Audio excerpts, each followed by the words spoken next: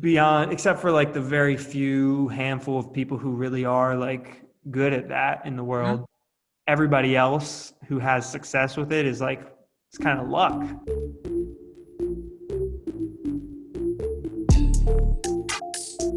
If you're in college and you are doing supplementation, college is the time to do it. I think high school, you need to pay attention to your diet and try and do it on foods and not pills. Yeah, for sure. And then when it comes to high school, you could do like protein powder and a multivitamin. Pretty simple. In Yeah. college, now you're talking creatine. You should be taking a bullet of vitamin D. You should be taking maybe a B complex. Um, this is where you can start to play around with it. But in college, as most high schools should, but I don't know if they do, in college, there is a dietitian who works with athletes. Yeah. See them. Just start working with them immediately. Check Yeah. in with them often, check in with them regularly. Even if it's not going to change too much in the game today, it will increase your longevity as an athlete. And college athletes can still get away with eating like garbage. Yes, for sure. And But if you want a 10-year career or a 20-year career, it has to start as soon as you can. that's what I was about to get at. Like, if the ultimate goal here is to have a career as an athlete, like a professional career beyond college, Yeah. then that means you have to get drafted, or some sort of selection process you have to go through by the time you're done college, basically. So now's the time where you have to start taking advantage of every like piece of the puzzle that you can. Mm-hmm. Because the longer you wait, it's never too late, but it can be too late. Yeah. I mean, we've heard like the crazy stories of the guy who doesn't get drafted in the NFL until like, a few years after college or something like that. Mm-hmm. He's like late 20s and now he finally gets to the combine or something. But Yeah. that's even rarer than making it to the NFL in the first place. You know what I mean? What was that movie with Mark Wahlberg? Yeah, where he was a Invincible? kicker. What was it Yeah. called? I forget what it's called. Ear It was something. called Invincible, I think. Yeah. Yeah. I I like would that say movie. irreversible. You can't be turned around. I don't know. Man. Yeah, that was a cool one. That was a good one. Now, can we talk about pain and injury for a little bit through the whole process in the beginning, from the very beginning? Let's do it. Baby, toddler, they're going to fall and get bumps and bruises, but if they're holding specific places, even in like you, Yeah. you made a mistake. Yeah, I could see that happening with like a elementary school age kid. If Mm-hmm. if a parent's having them like run a lot of drills or do a lot of training or something, and they're walking around like my knee hurts, my shoulder hurts, that's a problem. Yeah. Yeah. Kids are going to say, oh, it hurts. But if you hear the same complaint 2, 3, 4, 5 times, 2, 3, 4 days in a row, you Yeah. have to back off. Yeah. Through elementary school, they shouldn't be sore. They shouldn't be tired.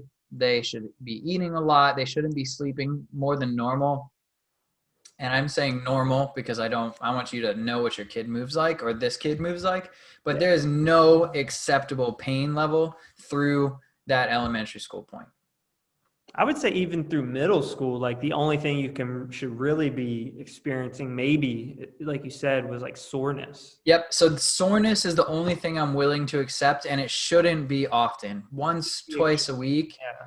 Yeah. And it's important to communicate the difference between pain and soreness. Like one of the most easily recognizable things for soreness is bilateral, pain is unilateral. Yeah, that's true. My hamstrings maybe you'd even hear the word tired, like fatigue in Yeah. middle school, because I know that I think there's a difference between being tired and being fatigued. Fatigued is like neck down, tired is neck up. I like that. After you hit a hard workout in the morning and then you like on a weekend or you do a double day with a little break in the middle, or even after we did our level 1 seminar, like my body was done. It was ready to call it quits. I wasn't going to fall asleep, but I just wanted to lay there on the couch with my arms out and just kind of chill out. Yeah. I don't know if it's the same if what you're saying here is the same, but I would say like even in the middle school age, that fatigue shouldn't be that common either. Like on like a system wide level, like soreness is one thing, but like if they're like depleted, Yep. that's maybe pushing it.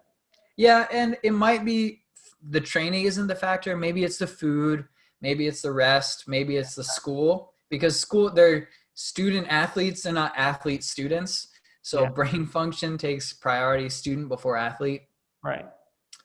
But once you move into high school, now is when they need to be communicative, and I'm cool with them being sore all the time. And I'm even okay with accepting a little bit of sport-related discomfort. Yeah, like an ache or something. Yep, my shoulder hurts a little bit. My elbow hurts a little bit. I'm thinking of like a baseball player, you know. But these are things that we can get ahead of if we're aware of it early on. We can correct it, like without like crazy intervention. Yeah, communication is key. So the sooner and the earlier they can recognize that it's not both sides, it's one. It's not after one workout that it just hurts. It hurts after each workout for consecutive days in a row.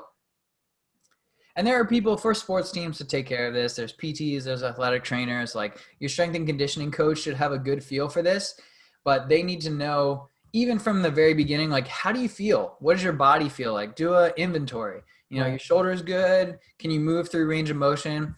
Like in high school, I'm okay with a little bit of decreased range of motion from soreness. A little bit of decreased performance from being sore, which is good, normal. Once you get to college, it has to switch again so that you shouldn't be sore from your sport. You should have a dedicated recovery plan is what I'm looking at. Okay. If you think about a pitcher, of course your arm is going to hurt after pitching a game, 200 or 120 pitches at like 90 miles an hour. Yeah. That's like pushing human limits. Right. But there should be a dedicated recovery plan for after that. Mm-hmm. Yeah. And your coach and your strength and conditioning coach, I'm looking at two different people. They know that you have to follow this plan specifically. You don't throw on Monday, Tuesday, Wednesday, Friday. That doesn't work. Right. If you play football on Fridays, you guys should not hit the day before the game. You shouldn't hit on Monday, the first day you come back, because you're still recovering from that sport piece. And if those things are happening, you just got to pay attention to it and see, because the athletes during a season shouldn't decline in performance. They should increase their performance throughout the season. Right. And that's a difficult topic that I am not suited or qualified to coach through. I mean, it's really tough, right? Yeah. I think beyond, except for like the very few handful of people who really are like good at that in the world, everybody else who has success with it is like, it's kind of luck. Yeah, it's definitely lucky. You know what I mean? Mm-hmm. I'm sure like it's what I think about with any sport. Like, if you're coaching an Olympic weightlifter or something, like if you're coaching them at the peak of the Olympics and they're like a medal contender, like there's so much precision that has to be in that plan from a recovery, balancing the recovery and the overload. Like there's so much precision that has to be in it. And I couldn't do that. I couldn't coach that. But theoretically, that level of precision should be at every level of that sport. Yep.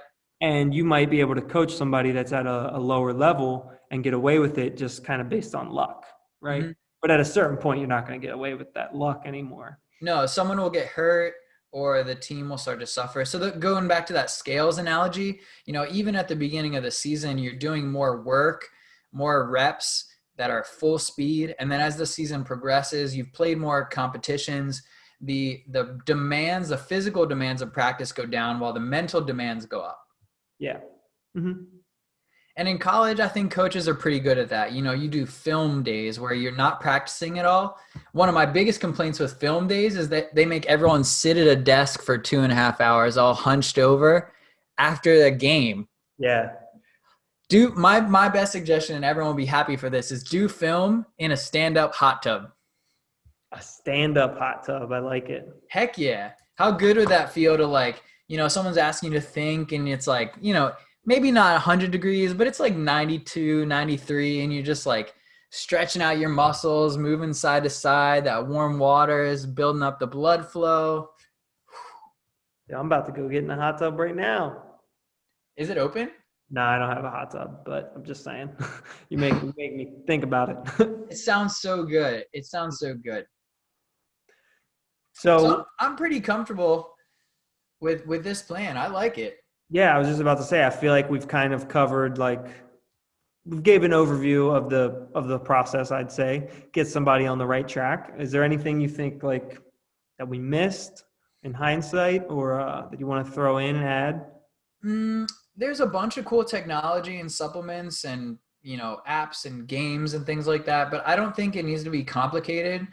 I think simple in this case, as you're building a foundation, is better. Yeah. Squat on Monday, bench on Wednesday, deadlift on Friday. Make it routine so that you build like simple foundational habits, because the goal is to be good at sport and not good in the gym.